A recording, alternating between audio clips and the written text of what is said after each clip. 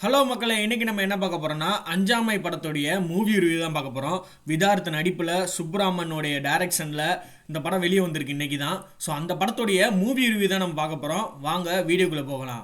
இந்த படத்துடைய ஒரு ஒன்லைன் எடுத்துக்கிட்டிங்கன்னா, சாதாரண குடும்பத்தில் பிறந்த பையனுக்கு டாக்டர் அப்படின்ற ஒரு கனவு இருந்துச்சுன்னா அந்த பையன் என்னென்ன விதமான ப்ராப்ளம்ஸ் ஃபேஸ் பண்ணுறான், நீட் தேர்வு மானிய பொலிட்டிக்கல் பிரச்சனையெல்லாம் என்னென்ன மானியெல்லாம் ஃபேஸ் பண்ணுறான் அப்படின்றது அந்த படம் பேசுது.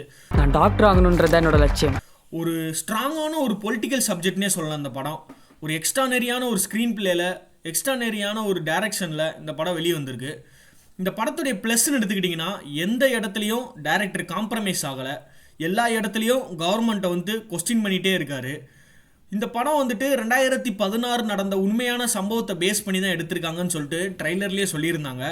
நீட் தேர்வை வச்சும் டாக்டர்ன்ற ஒரு பட்டத்தை வச்சும் நடக்கிற அரசியல் தான் இந்த படம் ரொம்ப அழுத்தமாகவே பேசியிருக்கு. இந்த படத்தோடைய ஒரு ரொம்ப பெரிய ஒரு ப்ளஸ்ன்னு எடுத்துக்கிட்டிங்கன்னா, ரியாலிட்டியாக மேக் பண்ணியிருக்காங்க.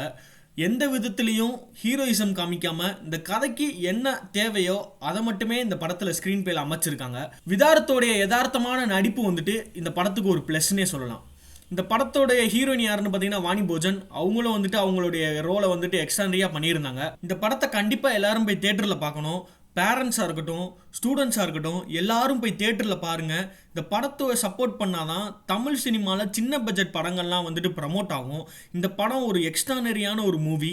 நம்ம தமிழ் சினிமாவுக்கு ஒரு நல்ல கண்டென்ட் வைஸ் இந்த படம் ரொம்ப ஸ்ட்ராங்கான ஒரு கண்டென்ட் வைஸான ஸ்டோரி. ஸோ எனக்கு ரொம்பவே பர்சனலாக பிடிச்சிருந்துச்சு. ஸோ அதனால தான் உங்கள்கிட்ட சொல்கிறேன். உங்களோட கருத்துன்றதை கமெண்ட்டில் சொல்லுங்கள் மறக்காமல்.